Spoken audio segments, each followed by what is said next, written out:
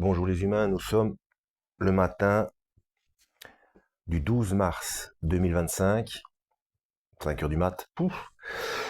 Bon, alors comme promis, ceci est la vidéo concernant la lune de sang, la corrélation avec la fête judaïque de Purim. Alors j'ai pris des notes parce qu'il y a beaucoup de choses à dire.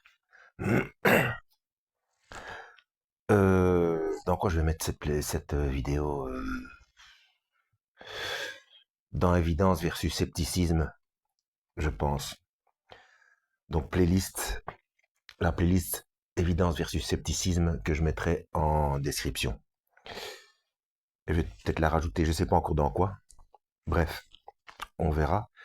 Alors, je n'ai pas trouvé, parce que normalement, je me réfère, donc là, j'ai pris des notes, hein, parce que euh, j'ai essayé avec mon téléphone, j'ai pu mettre le site Stellarium, où on voit les constellations, n'est-ce pas, et les déplacements des astres. Euh, Normalement, je pensais avoir des informations par rapport à la chaîne Is de Lemb. D'ailleurs, allez voir ma playlist Is de Lemb, parce que lui, il faisait chaque fois les corrélations avec le site d'astronomie Stellarium. Astronomie, c'est pas astrologie, hein, pour ceux qui seraient sceptiques par rapport à ça, rien à voir, hein. Donc, la chaîne Is de Lemb voyait. D'ailleurs, la chaîne Is de Lemb qui travaillait aussi avec la chaîne Plein Feu sur l'heure juste, pour ceux qui ne connaissent pas, euh, où c'est le, je crois qu'il est docteur, le docteur Pierre Gilbert qui explique tout un tas de trucs, hein, concernant l'enlèvement, l'apocalypse, bref, Pierre Gilbert, il, en, il en connaît un bout, hein. Euh, Par contre, excusez-moi, il est très tôt, excusez-moi. Oui, c'est ça, pardon. Donc, j'ai regardé sur la chaîne Is de Lemb et il ne fait rien. Il ne fait rien pour cette lune de sang. Il ne fait pas de vidéo. Je ne comprends pas. Je crois que sa dernière vidéo date de 5 mois. Je ne sais pas ce qui s'est passé entre-temps. Euh, Peut-être qu'il s'attendait, ou les gens ont compris qu'il s'attendait vraiment trop à l'enlèvement, et comme ça c'est pas produit, il a peut-être reçu trop de commentaires désobligeants, un petit peu comme la chaîne 2023 Retour de Christ. Je ne sais pas. Bref, bon. Et c'est pour ça que concernant l'enlèvement, il y avait tellement de monde qui en était sûr et certain. Et c'est pour ça que j'ai commencé à faire ma playlist principe de précaution. Alors, et ma playlist l'enlèvement. Allez voir ces playlists depuis le début et vous allez voir par toutes les phases par lesquelles je passe, et qu'à un moment donné, je me rends compte, bon sens, il faut être prudent, quoi. Faut faire attention. Il ne faut rien prendre pour acquis, puisque Yeshua le Christ a bien dit euh, que le jour du Seigneur viendra comme un voleur, que ni lui ni les anges dans le ciel ne connaissent l'heure ni la date, mais le Père seul. Donc il n'y a même pas à conjecturer. Par contre, on a accès aux signes avant-coureurs, ça oui. Bon. Alors, la lune de sang, ce sera la nuit du 13 au 14 mars, qui correspond à la fête de Purim euh, pour les judaïques. En même temps, il y a le ramadan. En même temps, si je ne m'abuse, si ça continue encore, il y a le carême des chrétiens. Enfin, il y a énormément de choses en corrélation. Donc, j'ai regardé, j'ai pas trouvé.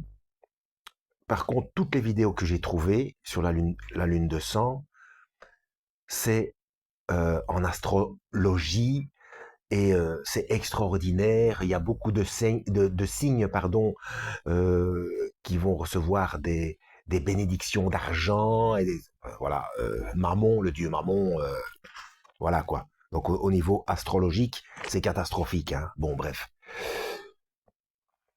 Mais bon, il y a bien des signes bibliques. Donc, lune de sang, pas visible de la France. C'est surtout l'Amérique du Nord, hein. Donc, frères et sœurs québécois, c'est pour vous, c'est vous qui allez la voir. Euh,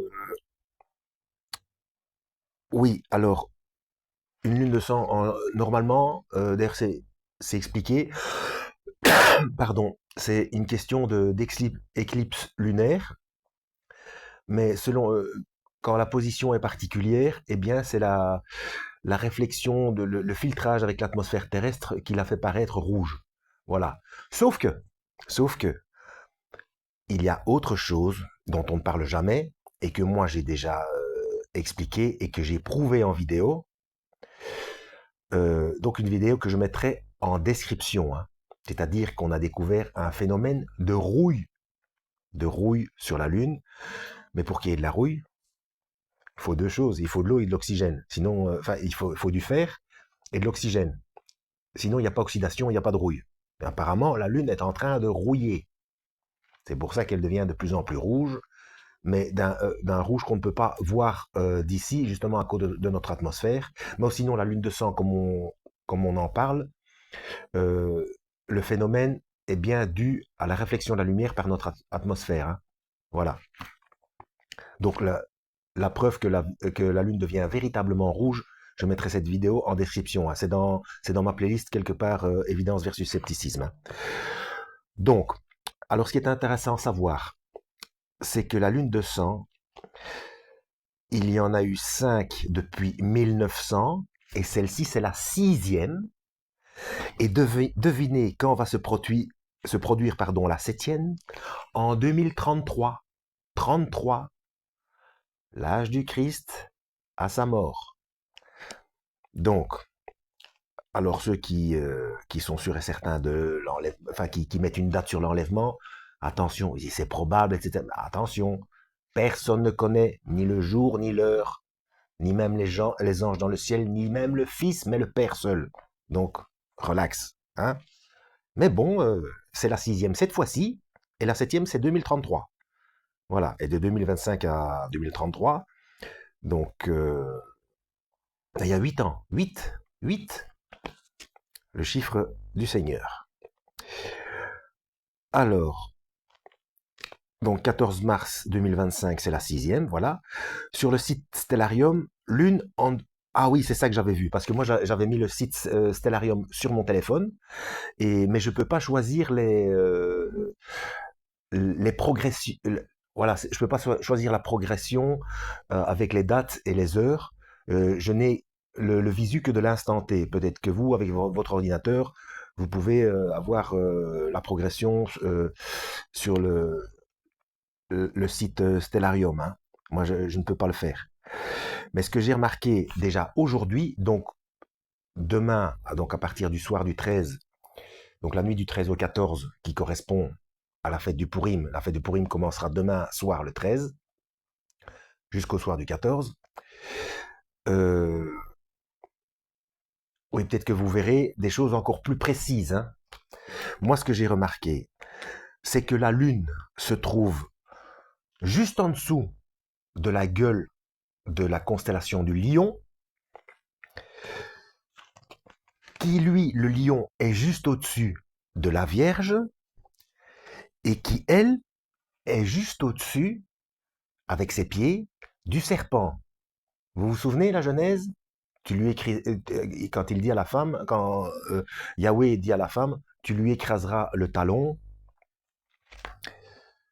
Euh, Tiens, est-ce que c'est pas encore Yahweh qui est écrit? C'est seulement Yahweh quand il dit son nom à Moshe, hein, à Moïse, hein. Est-ce que c'est Elohim ou même ça veut dire quelque chose, hein. À un moment donné, enfin, pour ceux qui me suivent, vous savez de quoi je veux parler, ou ceux qui en connaissent plus que moi depuis plus longtemps, hein. Donc, quand Dieu parle, on voit déjà que Yeshua est dans la Genèse, hein. Ben, la parole. Bon, bref. Donc, aux catholiques, ce n'est pas la Sainte Vierge qui va gagner contre le serpent. On parlait de nouveau, à mon sens, on parlait de nouveau que dans les temps de la fin, on verra la Vierge, donc la constellation, donc c'est un signe dans le ciel, comme c'est indiqué que comme Dieu explique que ce sera pour vous des signes pour les temps, etc. Eh bien, peut-être qu'à la toute fin, on verra la constellation de la Vierge qui écrase la tête du serpent. Alors, serpent ou serpentaire, c'est la même constellation. Hein. Alors, pour y mettre en même temps, alors, rajout, vidéo rouille sur la Lune. Oui, je viens de vous le dire. Hein. Voilà, et normalement, c'est l'ombre de réfraction à cause de l'atmosphère terrestre. Alors, Purim. D'abord, je vais vous expliquer juste vous citer les fêtes juives hein, que l'Éternel a donné. Je crois que c'est dans Lévitique. Hein. Donc, il y a la Pâque, Azim, donc c'est la pain sans levain. Fête des prémices, ça fait troisième. Shavuot, c'est la fête des semaines, quatrième. Fête des trompettes, c'est la sixième. Et Yom Kippour, les expiations, c'est la septième. Voici les sept. Il y en a sept, les sept fêtes de l'Éternel. Donc, Purim, c'est en plus. Puis il y en a d'autres aussi. Hein. Hanouka, c'est en plus aussi. Et Purim et Hanouka, c'est 2 fois une histoire de massacre. Bon, bref. Alors, Yom Kippour, c'est expiation, et j'ai rajouté une annotation. Pourquoi faire une fête pour les expiations? Mais bon, si l'Éternel a donné cette fête, il y a une raison. Parce que le lavage des pieds implique qu'on demande pardon à chaque fois qu'on pêche. Il ne faut pas attendre un jour spécifique. Donc j'explique dans une autre vidéo ce qu'est le lavage des pieds. Hein. C'est le fait d'être nettoyé des péchés qu'on fait malgré qu'on est né de nouveau. Voilà. Donc Yeshua il a payé la dette une fois pour toutes, mais on se rend bien compte que même par rapport à ça, de temps en temps, on pêche quand même. Bon, les péchés futurs sont nettoyés aussi, mais bon, il faut quand même s'excuser, quoi. Il faut pas faire comme si, il faut pas devenir un chrétien de chair, parce que là, on se retrouve dans la configuration de Matthieu 25. Vous voyez ce que je veux dire? Et Matthieu 25, c'est aussi donc ne pas avoir acheté d'huile. Acheter d'huile, c'est accumulation de connaissances pour garder sa lampe allumée, donc être une lumière pour les autres, c'est-à-dire informer les autres. Vous voyez? C'est métaphorique. Hein. Donc, ça c'est une réflexion personnelle, hein, que le lavage des pieds, pour moi, ça fait office de Yom Kippour à chaque fois qu'on pêche, quoi. Il faut pas ça doit être accidentel de pécher. Attention, hein, on doit être en guerre contre soi-même. Hein, que celui qui veut me suivre porte sa croix.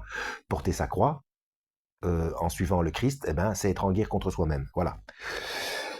Ah non, non, pardon, c'est la sixième ça. Tiens, cette histoire de demander pardon. Donc les péchés, c'est 6. C'est la sixième. C'est cocasse, hein. Et la septième, c'est Soukot. Donc faites des cabanes et tabernacles. Tiens, la septième, cabane tabernacle, donc c'est quand ils sont partis d'Égypte, je crois. Renseignez-vous de votre côté, je suis pas plus sûr que ça. Hein. Mais les cabanes, c'est-à-dire est-ce que c'est rapport aux tentes? Donc c'est quand on part, quand on s'en va. Voilà. Enfin, moi je vois ça comme ça, hein, si vous voyez ce que je veux dire. Alors, donc Purim est un rajout. Et à la fête du Purim, on fait la lecture d'Esther. Et la fête du Purim, c'est le 14 Adar. Le 14 Adar, et on fait pour l'occasion un grand festin, un envoi de colis alimentaires, dont aux indigents. Et c'est la pleine lune de l'hiver. Alors que la Pâque, donc Pessah, c'est pour la pleine lune du printemps, le renouveau. Donc Pâques, Yeshua, le Christ, voilà, c'est le printemps. Et aussi à Purim, il y a rajout de manifestations carnavalesques. Carnaval, carnaval, vous voyez où je veux en venir. Donc c'est pas très. Alors est-ce qu'ils se déguisent aussi? Enfin apparemment Est-ce que manifestation carnavalesque, est-ce que pour les judaïques, il y a aussi une sorte de laisser-aller ou c'est simplement festif? Je ne sais pas.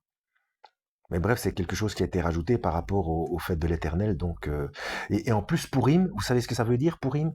Fête des sorts. Des sorts. Parfaite contradiction avec Deutéronome 18 à partir du verset 10, etc.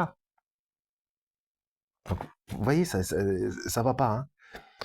Euh, donc là, les judaïques revenaient vers le Seigneur, quoi. Donc, lisez, ne fût-ce que par curiosité, lisez le Nouveau Testament. Ne vous accrochez pas au Talmud. Non, dire dans ma playlist vidéo Évidence versus scepticisme, il y a une émission juive qui le dit, une émission juive, hein, qui dit que vous avez délaissé la Torah pour le Talmud. Alors, ensuite, qu'est-ce que je voulais rajouter? Oui, donc, pendant la fête de Pourim, on fait la lecture d'Esther, et Esther, qu'est-ce qui s'est passé? C'est que euh, le premier ministre, je sais pas comment est-ce qu'on appelle ça, enfin celui qui faisait office de premier ministre, qui s'appelle Aman. D'ailleurs, si je crois me souvenir que, en l'occurrence, on fait des oreilles d'Aman lors de la fête de Pourim. Ce sont je crois que ce sont des gâteaux, un truc comme ça. Je suis pas plus sûr que ça à vérifier. Mais bon, Aman avait décrété le massacre de tous les Juifs parce qu'il avait une dent contre Mardoché. Mardoché, c'est le tonton d'Esther. Hein.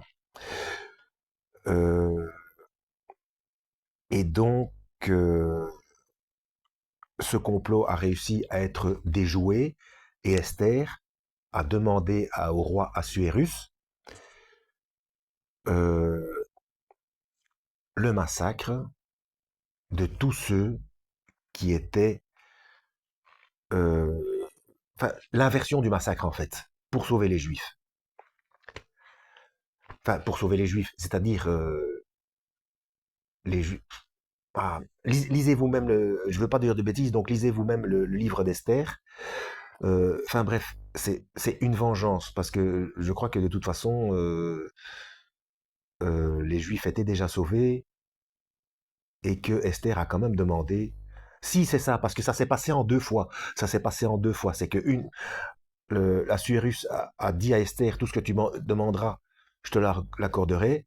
Et donc sa première demande, c'est de sauver les Juifs. Donc ça, c'était fait. Et la seconde demande d'Esther, c'est d'inverser le processus et de massacrer tous ceux qui allaient massacrer les Juifs. Donc c'est une vengeance. Et Dieu dit, la vengeance est mienne. Et il a bien dit, tu ne tueras pas. C'est un des 10 commandements. Hein. Bon, bref. Donc, euh, la parole faite chair. Donc Yeshua a bien dit de pardonner à ses ennemis, d'aimer ses ennemis, de prier pour ceux qui vous maltraitent et vous persécutent.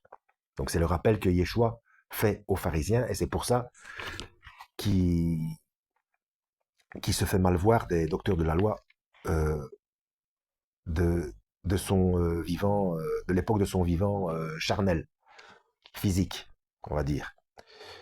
Qu'est-ce que je voulais encore ajouter? Oui, c'est ça. Donc Pourim est une fête de vengeance. Et la vengeance est interdite par Dieu. Euh, et il y a une autre fête aussi qui s'appelle Hanouka et qui est également, je l'ai pas, j'ai juste vu ça en coup de vent, hein, donc à vérifier aussi, c'est aussi une histoire de vengeance. Donc ces deux fêtes-là qui sont rajoutées, déjà il faut pas rajouter des fêtes aux 7 fêtes de l'Éternel pour commencer, et en plus pas pour des choses où on désobéit à Dieu, quoi. Et, et fêter la chose en plus. Non, je crois que j'ai tout dit, hein. J'ai lu toutes mes notes, j'en ai même rajouté. Alors oui, si vous pouvez voir le défilement, parce que là on est le 12, hein, si vous pouvez voir le défilement du mouvement des constellations par rapport à la Lune, sur la chaîne, le site Stellarium, La nuit du 13 au 14, vous allez peut-être voir, je ne sais pas, j'en sais rien, moi je peux pas faire l'évolution, peut-être que vous allez voir la lune qui va carrément entrer dans la gueule du lion. Je dis ça comme ça, hein, je ne sais pas. Et qu'est-ce que ça voudrait dire, ça? C'est que non seulement le lion, bon, le lion, c'est Yeshua, c'est le Christ, hein, ben, donc, qu'il efface complètement le sang, quoi. Voilà, le sang des péchés, je ne sais pas, je dis ça comme ça, hein. Donc, comme on arrive au temps de la fin, que non seulement il a nettoyé les péchés justement par son sang, et que le fait de l'avaler, c'est peut-être le signe que on... Oui, parce qu'il y a un verset quelque part là-dedans, hein, dans Apocalypse, je crois, qu'on ne s'en souviendra. On s'en souviendra même plus de, de ces périodes de péché. Hum, voilà. Donc je crois que c'est bon, hein, ça fait plus de 20 minutes là. Je crois que j'ai tout dit. Donc vérifiez vous-même. Voilà, la vidéo est faite comme promis, en espérant avoir été utile. Donc judaïque, pitié s'il vous plaît. De toute façon, il est prévu que l'Éternel va œuvrer pour vous, mais il vaut mieux faire partie du premier groupe, donc convertissez-vous à Yeshua. Comme ça, vous avez plus de chances de partir pour le premier groupe. Là, je parle de l'enlèvement, hein. Voilà, on verra comment ça se passe. Lisez la Bible.